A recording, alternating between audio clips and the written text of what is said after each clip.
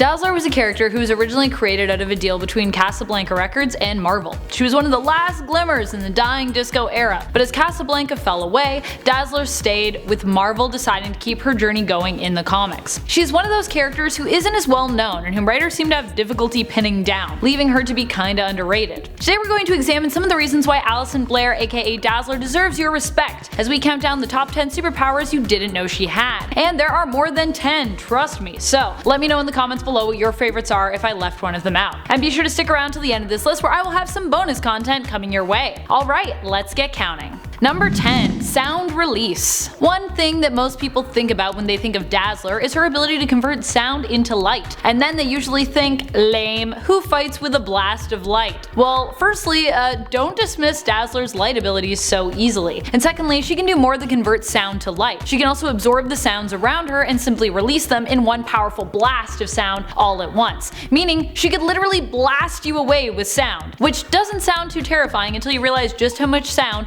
she can store up. You've even seen her defeat and potentially kill people with it. It's crazy. Number 9. Sound absorption. So absorbing sound may seem like a means to an end because she absorbs sound in order to emit light. But did you know that absorbing sound is actually a power within itself? We see a clean example of this when she faces Ulysses Claw in Dazzler Volume 1 Issue 9. After being tricked into setting him free, Dazzler uses her sonic energy siphoning powers to absorb the raw and lethal amount of sonic energy he unleashes on her. Unable to stop the absorption process once it starts, this also leads Alison to unintentionally absorb Claw's entire being, destroying him. He would later come back, of course, but through Dazzler, who had absorbed his consciousness and later ended up releasing it. So if it wasn't for her, he wouldn't come back at all. It would still be a while before Claw would find himself physically as well as mentally resurrected as well. So he was gone for a while, for a bit. Number 8. Echolocation. During Dazzler's time hunting down the evil versions of Charles Xavier with her team of various alternate X-Men and Extreme X-Men Volume 2, we get to see Dazzler really shine. Pun intended. Through her powers, we get to see her show off an array of abilities. One such ability is echolocation, something you would assume Alison would be able to do, as tied as her powers are to sound, but something she doesn't seem to often do in the comics. While playing Beautiful Dreamer on her ukulele in the saloon, she uses the sound she is emitting to scan the area and ends up discovering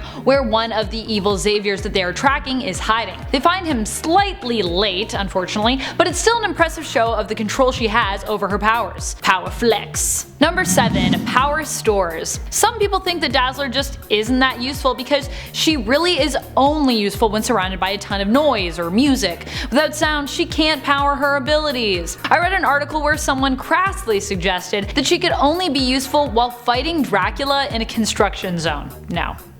Just no. However, this really isn't fair to her and it simply isn't true. Some have also suggested that a good way to defeat Dazzler would be to simply keep her in a soundproofed room. Once again, not true. Alison can actually store sonic energy for later, meaning she could save up enough energy to use even when there was none around her. As for her being in a soundproofed room, you better do something to prevent her from making music to channel herself because, you know, she's a musician and she's also a professional singer too, so yeah.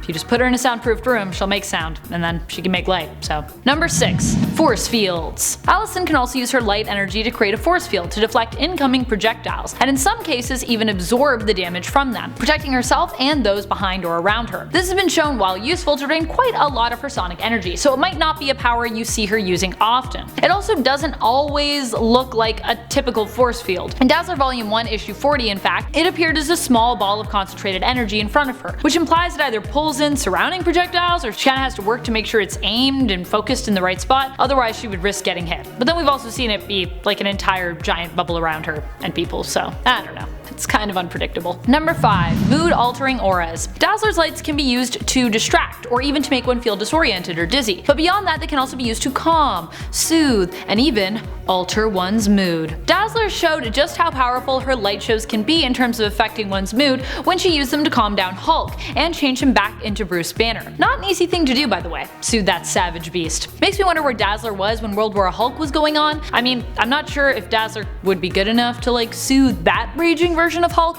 but hey, you never know.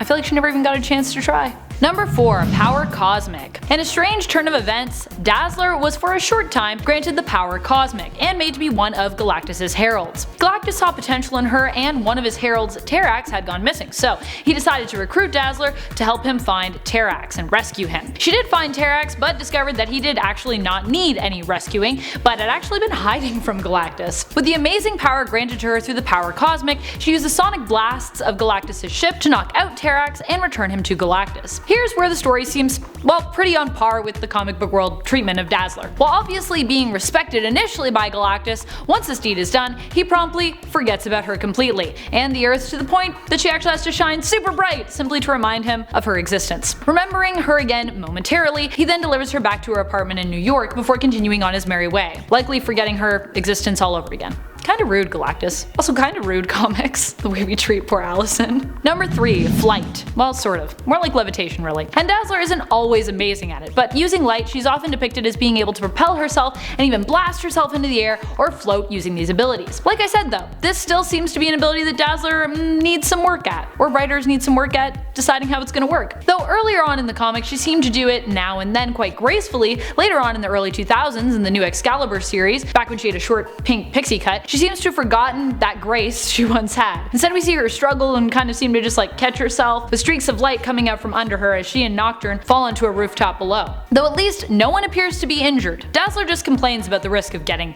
injured instead. Number 2. Breaking down barriers. It might not seem super to everyone, but mutants and Inhumans have been at each other's throats time and time again in the comics. In Dazzler X Song in 2018, Dazzler was able to push back against this idea of mutants versus Inhumans with her music. In fact, fighting back against the idea of an us versus them mentality between a group of beings who are discriminated against by humans equally, already inspired her to return to the X-Men. In X Song we get to see the internal power of Dazzler, the powers of her as a character and as an individual. She ultimately represents the rebel, the outcast, the activist within all of us. Probably one of the reasons why so many in the queer community have flocked to her character, and why so many artists probably have as well. She stands up in the comics often when others would stand down, and many are fans of her music across the comics, both Brotherhood and X-Men alike, Inhumans, Humans, and Supers. With her music she truly shows us how super the power of uniting groups can be, bringing everyone together and making everyone feel like they have a place within a community, a family. Number 1. Lightsaber. That's right, Dazzler can create light projections and illusions, it's true, but did you know that she can also make physical constructs out of light? They look similar to Psylocke's psi weapons, but instead of being formed using psionic energy, they are created using light energy. She has used this ability before to create a light sword, which she sometimes wields, likening it to steel made out of light. And it looks a lot like another sci-fi weapon you may be familiar with, a lightsaber. Would Dazzler be Sith or Jedi though in the world of Star Wars, I wonder? In Ultimate X-Men we see a more punk rock version of Dazzler from the Ultimate Universe of Earth 1610, not only wielding a sword, but also riding in on a light tiger. Not gonna lie, I kind of love this more punk rock version of Allison. She's so sassy.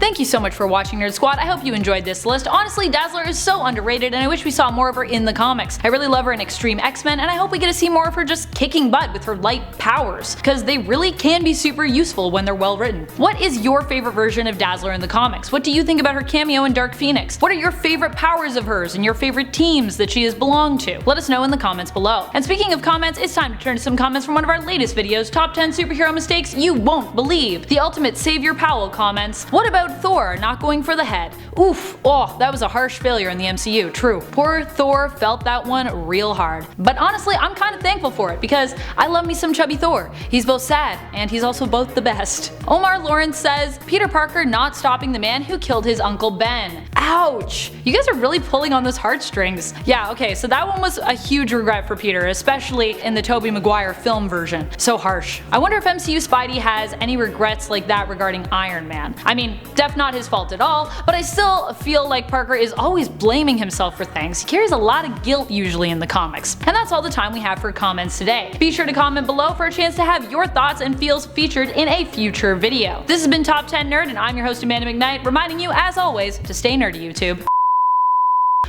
There's a lot of P's in there. Stop absorption process. Flex that control as tight. Oh, that is what it says. I can't read apparently. Sorry editors, I can't read.